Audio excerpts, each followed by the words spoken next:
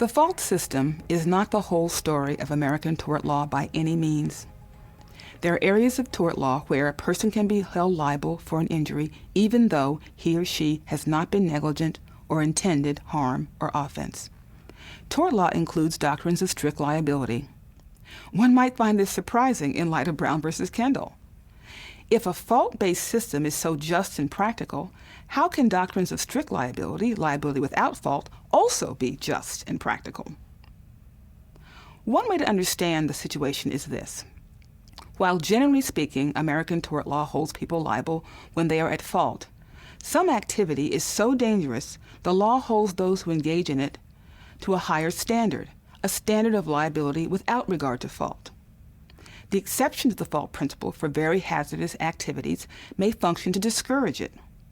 Hence, the doctrine of strict liability for injuries caused by the possession of wild animals and for blasting operations is part of our law. If a person keeps dangerous wild animals, say snakes, poisonous snakes, or adult chimpanzees in their home, and the animal bites a guest, the animal's keeper will be strictly liable to the injured person.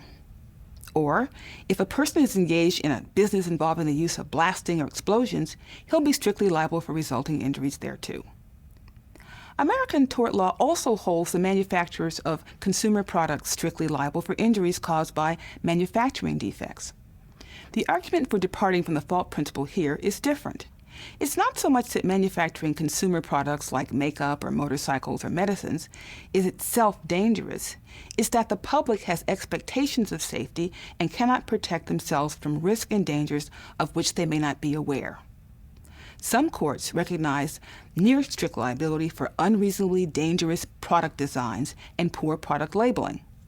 Courts and commentators sometimes stress the justice or good public policy of asking those who profit from enterprises to internalize the true costs of their businesses, to assume the burden of redistributing injury costs through their insurance and pricing, and to seek the optimal levels of investment in safety.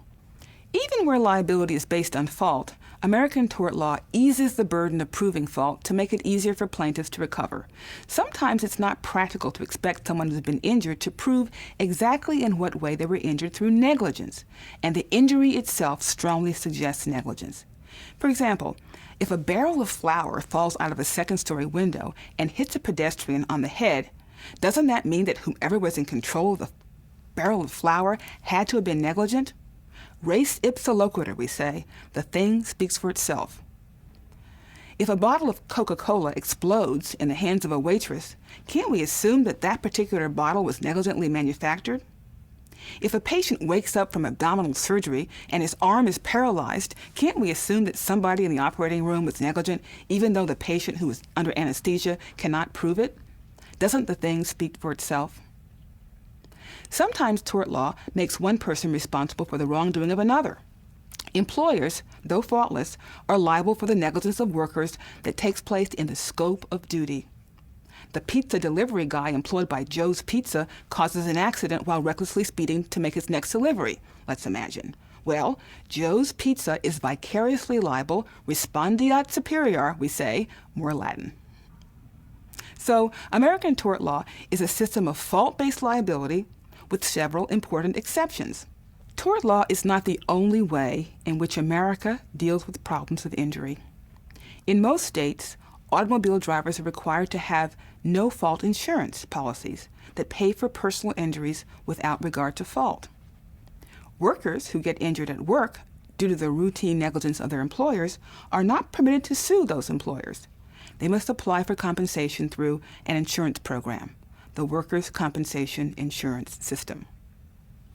Various victim injury funds, some ad hoc, some standing, compensate people injured by vaccines, hurricanes, oil spills, and terrorism.